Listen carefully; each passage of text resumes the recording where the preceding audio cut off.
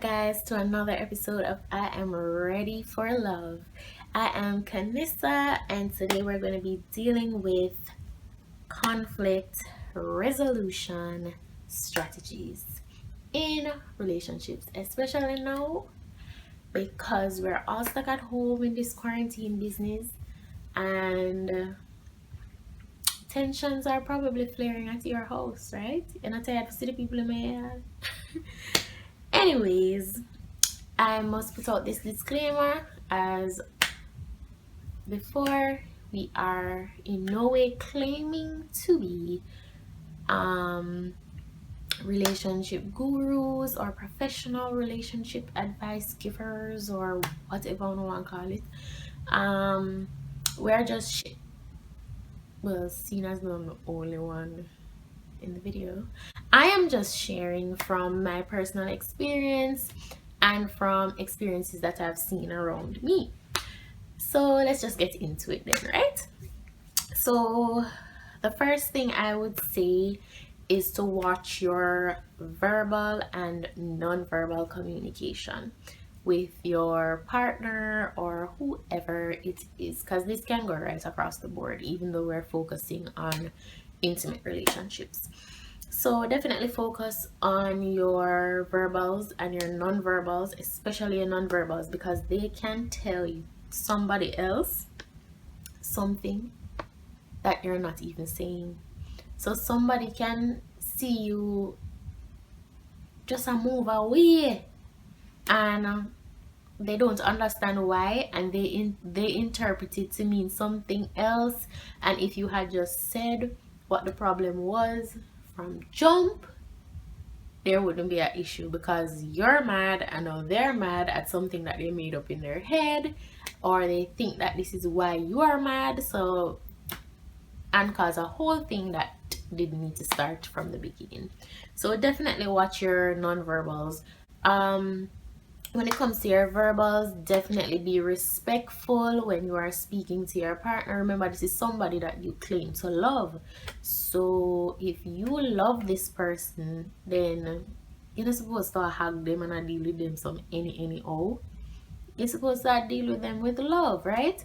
And that means that you are going to be considerate of their feelings when you speak, and don't just out forget your point across and this me mean and me feel away, so me have to sound have to say because definitely look into how they're feeling, try to see it from their side, even though it's hard sometimes.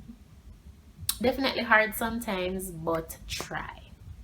The other thing that I must say is, do not wait until you are frustrated to deal with the situation.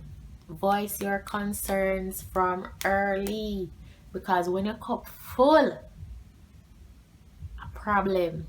So don't wait until your cup is full. Do not wait until you are frustrated, because you're going to be walking around huffing and puffing, and what could have been a simple conversation is now a big argument between you and your partner, significant other, bae, whatever you want to call them. So definitely voice your concerns before they become frustrations. Another thing that is important in conflict can I speak? Conflict resolution is, in order to maintain healthy relationships, is definitely to listen. Definitely listen, because a lot of times when people are having disagreements or arguments or whatever you want to call them, we're not listening to understand what the person is saying or where they're coming from or what their concern is. You're listening to what they're saying, waiting on the opportunity for darling. I'm not hear it. You're not think about me. So definitely listen to what the person is trying to say, what their concern is, where the hurt is, and then try to resolve the conflict from there. Because if you not listen and them not listen, a problem. So try to implement listening skills, and one way to do that is you say something to your significant other and you ask them what they heard or what they understood from what you've just said, because a lot of times, and I'm going to be a very transparent here, you as a man may say one thing and us as women hear a whole other thing, and a whole other problem starts because we just say, oh, so you mean to tell me say, rate fill in the blank, and we start go off on a whole different thing that you weren't talking about. So listening is very important in conflict resolution. Listen to what your person is saying. So an example of that would be you or your partner needs a little bit of space, a little time to just reflect and just clear out the junk in your head, and you might be going through something, you might be mentally drained or whatever, and you just need some time for just ease, and your partner might, if that is not communicated properly, your partner might interpret it as you want time away from them, and then that causes an argument, even though it's petty, even though it's a small thing to cause a big argument. Communicating that in a better way, finding a better way to communicate that can definitely help, in that you can say, I just need some time to process my thoughts, I'm just going through some things, or I just need to think about the things in my head and unpack, and then I'll be better able to serve you. Because it's a small thing, but it can cause big things. And another measure that can be taken for conflict resolution for healthy relationships is that you shouldn't bring up arguments from the past. What I mean by that is we're arguing about something today. This issue is about something that happened this week and we're talking about it, and then you're gonna bring up something from way around. So like, remember say you did do this, and remember say you did talk to the person there, and remember say this, and remember say that, then you're pouring in more things. It could have been a small argument or discussion that was dealt with quick time, and now you're pouring into it and you're making it into a bigger thing than it needs to be. So definitely argue or discuss things that are happening currently, and don't bring up things from the past. And that also ties in with forgiveness. So if you have forgiven the person, just let it go. Just let it go. Move on. And I would like to hope that there is changed behavior. So you don't need to bring it up again. Say, remember say you did talk to that somebody here. Remember say you did do this that time. Then you did say that something here to me. Forgive and move on, so that you don't bring old arguments back into this new argument and this new season in your life. And also you can take a break from the situation. If the argument is heated and tensions are flying and all of that, go one side, go listen to some music, watch a movie by yourself, well, a steady midi, and just take some time to calm down so that you can come back and deal with the situation peacefully with your partner. The next thing is to take responsibility for your actions. Now, this one is a bit touchy because you might have done something and you know say you do it, and you know say you should do that, and you're able to take responsibility there. But then when it's a case where you didn't even know that you did it, then that is a bit tricky, because we cannot discount other people's feelings, right? So if you do me something and me I tell you say, yo, I never rate that, because you make me feel away, and yeah, tell me say you never do it. That not do nothing for me. Like, me still feel away. You know what I mean? So what I would suggest in that case is to say, this was not my intention. It was not in my intention to hurt you or to hurt your feelings. Remember, I know you love this person, and not just some energy in bank on the road. This is somebody that you love, so you have to take time to care about their feelings. So just explain to them that it was not in my intention to hurt you, and I do apologize.